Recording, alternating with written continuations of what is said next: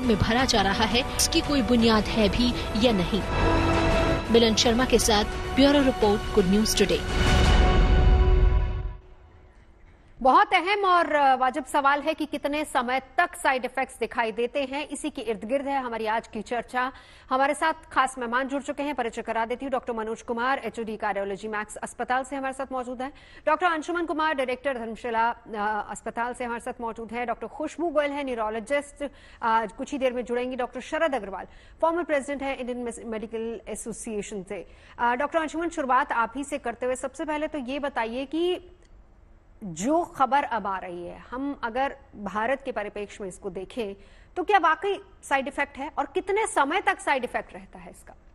बिल्कुल, देखिए इसको ऐसे शुरुआत करें कि ये सोशल मीडिया का ट्रेंडिंग है और डॉक्टर या मेडिकल साइंस का जो भी नॉलेजेबल आदमी होगा वो इसको सही में कहेगा मॉकरी हो रही है। उसका कारण समझिए।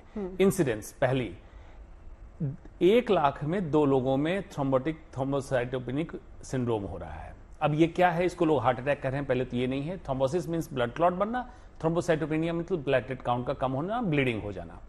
अब ये चीज कहां हुई? ब्रेन में, स्प्लैंकिंग वेसल मतलब पेट की खून की नलियों में, और डीप वेन थ्रोम्बोसिस पांव के खून की नलियों में। इसमें हार्ट अटैक का जिक्र वर्ल्ड वाइड जितनी रिपोर्ट आई उसमें नहीं है। कब हुआ? वैक्सीन की पहली डोज लगने के 4 दिन से लेके 42 दिन के अंदर ही हो गया। तो अब चर्चा में क्यों आई बात? तो 42 दिन के अंदर की बात थी, तो मतलब एक्यूट साइड इफेक्ट था, इम्यून मेडिएटेड साइड इफेक्ट था। तो ये साइड इफेक्ट सिर्फ क्या एस्ट्राजेनेका के वैक्सीन से हुआ? ये वैक्सीन इंड्यूस्ड, VITT बोलते हैं, vaccine induced immune thrombosis thrombocytopenia.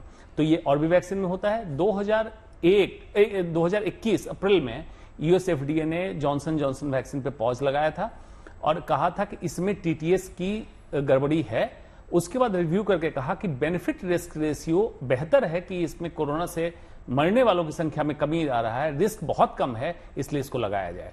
तो इतना बवाल अब जाके होना, जबकि Australia, Ireland, Denmark, Switzerland, New Zealand में ये already European country, Australian country में पहले इस पर चर्चा हो चुकी, कोर्ट में केस अभी खुला, इसलिए अभी इस पर चर्चा हो। ठीक है, क्योंकि बहुत सारे सवाल जो हैं वो दिल की बीमारी से जुड़े, कार्डियक अरेस्ट से जुड़े हैं। तो डॉक्टर मनोज, आपके पास आते हुए, क्योंकि ऐसे बहुत सारे केसेस आए हैं, अब ये भ्रम भी हम साथ ही साथ क्लियर करते चले, क्योंकि कुछ लोग ये भी कहते हैं कि नौजवानों में कार्डियक अरेस्ट की जो घटनाएं आई है, क्या सवाल में डॉक्टर खुशबू सुन सकती हैं आप हमें?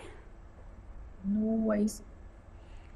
चलिए लौटते हैं आपके पास। डॉक्टर अंशुमन हमारे साथ है। देखिए सबकी बात हम सुन तो रहे, लेकिन डॉक्टर साहब एक और बात है, वो ये है कि जब कोविशील्ड भारत में बननी शुरू हुई तो जाहिर सी बात है कि उसकी पहली बात तो टेस्टिंग हुई थी या नहीं हुई थी, इसका आंसर मैं चाहूंगी। और दूसरा, क्या वैक्सीन या फिर किसी भी दवा की एथेंसिटी के हिसाब से उसका असर होता है? अगर हम देखें तो यूरोप में मामले आए, एशिया में या भारत में इस तरह के मामले ज्यादा नहीं आए हैं। जी बिल्कुल, दोनों बातें बताता हूं। ट्रायल के बिना कोई भी दवा नहीं आ सकती है, लेकिन आज तक इतिहास में कोई भी वैक्सीन, सबसे जो जल्दी आया था मम्स का वैक्सीन आया था 4 साल में, उससे भी जल्दी कोविड वैक्सीन को लाना पड़ा क्योंकि डेथ बहुत हो रही थी कोविड के कारण। इमरजेंसी अप्रूवल दिया गया। इमरजेंसी अप्रूवल से लोग समझते हैं कि बिना टेस्ट किए वैक्सीन को उतार दिया गया, ऐसा नहीं है। उसके लैब ट्रायल और फेज 1 फेज 2 वॉलंटरियल ट्रायल, आपने सुना होगा, वॉलंटरी लोग जा रहे थे, वैक्सीन लगवा रहे थे, ये हो चुका था। लेकिन जो फाइनल ट्रायल हम मानते हैं, जब पब्लिक को लगने लगे और 5 साल तक इस वैक्सीन को ट्रैक करें, मतलब 2021 से लेकर 2026 तक, उसके बाद जो रिपोर्ट बनेगी, एक्चुअल रिपोर्ट बताएगी कि क्या इसके साइड इफेक्ट्स क्या क्या हैं, क्या नहीं है, जो अभी नहीं है। अच्छा, अब चलिए कि आज सवाल उठा, यही चीज एडेनोवायरस बेस्ड वैक्सीन है एस्ट्राजेनिका का। एडेनोवायरस बेस्ड वैक्सीन ही है जॉनसन जॉनसन का। अप्रैल 2021 में अमेरिका ने उसको पॉज किया था, बाद में उसको अलाउ किया। सेम साइड इफेक्ट था, उसमें चर्चा नहीं हुई। और फिर दूसरा सवाल आपका था इससे संबंधित, मेरा सवाल ये था कि क्या ज्योग्राफिकल कंडीशन के हिसाब से भी इसका असर होता है? बिल्कुल। अब इस रिपोर्ट में क्या दिखाया गया कि यूरोपियन कंट्रीज में ज्यादा हुआ, फीमेल में ज्यादा हुआ, महिलाओं में ज्यादा हुआ ये TTS। तो इसका मतलब है कि जेंडर से संबंध भी है, एथनिसिटी से संबंध है। भारत में हुआ या नहीं हुआ ये कहना इसलिए मुश्किल है, मैं इसलिए पिंच ऑफ सॉल्ट के साथ कह रहा हूं कि ICMR की एक स्टडी हुई और उसके बाद मिनिस्टर ऑफ हेल्थ ने इसको पब्लिश किया है मार्च 2024 में कि वैक्सीन से संबंधित कोई भी साइड इफेक्ट भारत में नहीं देखा गया। संभावना 2 है, या हुआ ही नहीं जो कि बहुत ही एक्सेप्ट करना मुश्किल है कि ऐसा नहीं, वैक्सीन से संबंधित साइड इफेक्ट बिल्कुल नहीं हुआ होगा। एथनिसिटी इतनी भी हमारी अलग नहीं है। और दूसरा ये हो सकता है कि हुआ तो रिपोर्ट ही नहीं किया गया। नहीं, लेकिन सर उसमें ये बात भी आ जाती है ना, अब हिंदुस्तान की जनसंख्या देख लीजिए, हमारी क्लाइमेटिक कंडीशंस देख लीजिए, हमारी ज्योग्राफिकल कंडीशंस देख लीजिए, ये भी सारी बातें आती हैं। जी, और उसको अगर हम यूरोप के साथ कंपेयर करते हैं, जी बिल्कुल, लेकिन आप देखिए इसमें इम्यून मेडिएटेड रिस्पांस होता है, वीआईटीटी इसीलिए बोलते हैं इसको, vaccine induce immune thrombosis and thrombocytopenia. इसका मतलब ही होता है कि भारत में इम्यून सिस्टम को अगर देखेंगे तो इतने चैलेंजेस इम्यून सिस्टम को मिलते हैं कि हमारा इम्यून सिस्टम बाकी लोगों से ज्यादा रिएक्टिव होता है। तो समस्या तो यहां भी हुई होगी, मे भी अननोटिस गई होगी। ठीक है जी बिल्कुल। चलिए डॉक्टर खुशबू, मेरी आवाज आप तक आ रही? चलिए डॉक्टर खुशबू तक बिल्कुल आ रही है। डॉक्टर खुशबू, सवाल अब आपसे, क्योंकि चर्चा इसी पर हो रही है, अब वापस ब्रेन की बात करते हैं हम। ब्रेन क्लॉटिंग के बहुत सारे मामले आ रहे हैं, क्या उसके लिए ऐसा हो सकता है? चर्चा आज हम एस्ट्राजेनेका की कोविशील्ड की वैक्सीन की कर रहे हैं, जिसके बाद भ्रम की स्थिति है लोगों में, और डॉक्टर्स का पैनल जो आज मेरे साथ मौजूद है वो एटलीस्ट इस बात को क्लियर कर चुका है कि ये एक फेक न्यूज के और भ्रम फैलाने के अलावा और कोई भी बात नहीं। लेकिन एक जो डाउट डॉक्टर खुशबू ने पैदा किया है, डॉक्टर अंशुमन उसको क्लियर कीजिए, क्योंकि क्लॉटिंग की जहां तक बात होती है, डॉक्टर मनोज उसको बिल्कुल सिरे से खारिज कर चुके हैं कि ऐसी कोई बात नहीं, कोविड की वजह से जरूर प्रॉब्लम हो सकती, but not because of the covid vaccine. Doctor Sharad बिल्कुल क्लियरली इसको रूल आउट कर चुके कि एटलीस्ट भारत में तो ऐसा कुछ नहीं है। लेकिन डॉक्टर खुशबू ने कुछ संशय पैदा किया, उसको जरा क्लियर कीजिए। जी जी जी बिल्कुल, देखिए डॉक्टर मनोज ने भी सही कहा, डॉक्टर खुशबू ने सही कहा, लेकिन आप सोच रहे हैं कि दोनों ने सही कहा तो कॉन्ट्राडिक्टरी बात क्यों लग रही है? बात इसलिए लग रही है कि डॉक्टर खुशबू थोड़ा सा मेडिकल जार्गन में बोलते चली गई, तो पब्लिक को समझाना जरूरी है। डॉक्टर मनोज ने जो कहा कोविड के कारण क्लॉट्स बने हार्ट में, बिल्कुल सही है। कोविड वैक्सीन के कारण हार्ट अटैक नहीं देखा गया, ये तथ्य है, इसको बंद करें। वैक्सीन के कारण, चाहे एस्ट्राजेनेका की वैक्सीन हो, जॉनसन की वैक्सीन हो, दोनों में टीटीएस, थ्रोम्बोसिस थ्रोम्बोसाइटोपेनिया सिंड्रोम जो देखा गया, इसका ब्रेन में क्लॉट बना, ब्रेन में क्लॉट बना, क्लॉट में ब्लीडिंग हुई, इसके कारण थ्रोम्बोसाइटोपेनिया से ब्लीडिंग हुई।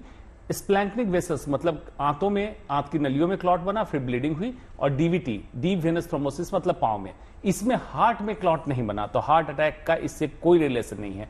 ब्रेन में क्लॉट बन के ब्लीडिंग और उसमें न्यूरोलॉजिकल जो भी डेफिसिट, न्यूरोलॉजिकल तकलीफें आई, ये डॉक्यूमेंटेड है, रेयर है, जिसको कहा गया अति दुर्लभ साइड इफेक्ट, बहुत रेयर। उसका भी आंकड़ा बता दीजिए, कितने में कितना रेशो? जॉनसन की वैक्सीन जो 2021 में जब एफडीए और सीडीसी ने रोक लगाई थी, तब उसमें साइड इफेक्ट था 1 केस 1 लाख में, मतलब 1 लाख में 1 केस। इसका रेशियो आया 0.0001%, और एस्ट्राजेनेका में है 2 पर लाख, इसका रेशियो है 0.000002।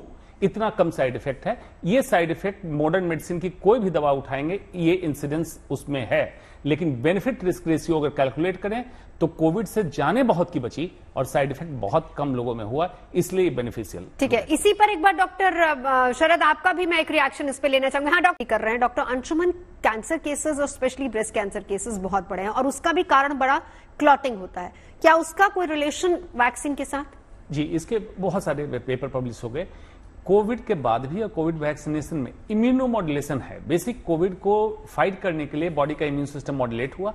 Lymphoma, leukaemia, breast cancer cases बढ़े हैं, ये डायरेक्टली संबंध कोविड से आया क्योंकि इम्यून मॉड्यूलेशन। बाद में जब वैक्सीन लगा तो देखा गया कि वैसे केसेज में जिनका इम्यून मॉड्यूलेशन मल्टीपल चैलेंज हुआ, मतलब आईसीयू में भर्ती हुए, स्टेरॉइड लगा, मतलब स्टेरॉइड से इन्फ्लेमेशन डाउन किया, फिर से उनको रिलैप्स कोविड हुआ, वैक्सीन भी लगा, तो इनका इम्यून जो मॉड्यूलेशन हुआ, ये कैंसर सेल को डिटेक्ट नहीं कर पाया, तो स्टिल्थ ओमिक्रॉन की तरह बिहेव किया कैंसर सेल और चकमा दे गया और ट्यूमर का रूप ले लिया। इसकी रिपोर्ट आई है, कोविड के बाद जरूर केसेस बढ़े हैं कैंसर के। लेकिन उसमें भी क्या वो केसेस और क्या वो साइड इफेक्ट्स अभी तक नजर आ रहे हैं या आगे नजर आ सकते हैं? ये वैक्सीन से कोई रिलेशन नहीं है उसका। कोविड के इम्यून मॉड्यूलेशन, बीमारी के इम्यून मॉड्यूलेशन से केसेस बढ़े थे, जो केसेस बढ़े तो वो डिटेक्ट भी हुए, ट्रीट भी हुए, अलग हुआ। लेकिन यहाँ पे एक चीज जरूर मैं हाईलाइट करना चाहूंगा कि देखिए, मेडिकल में फार्मा लॉबी की पॉलिटिक्स को नजरअंदाज मत कीजिएगा कि 2021 की भी रिपोर्ट है टीटीएस की, हाईलाइट नहीं हुई। फाइजर मॉडर्ना कब से mRNA वैक्सीन पुश करना चाह रहा है पूरे वर्ल्ड में। बीच में जब सुनते होंगे कोविड के आउटब्रेक की बात होती है, चाइना के फला प्रोविंस में कोविड हो रहा है, ये एक गिमिक चलेगा, इसलिए बेहतर है पैनिक ना करें। कोविशील्ड या किसी वैक्सीनेशन के बाद हार्ट अटैक अभी नहीं आ रहा है। 5 साल के ट्रैकिंग स्टडी की जरूरत है, 2026 में फिर इस पर बात करेंगे। 2026 में। डॉक्टर मनोज, एक सवाल आपसे भी यहाँ पर, और डॉक्टर खुशबू उसके बाद आपके पास आऊंगी। क्या क्लॉटिंग के लिए सिर्फ हम कह सकते हैं कि वैक्सीन जिम्मेदार है यहाँ पर?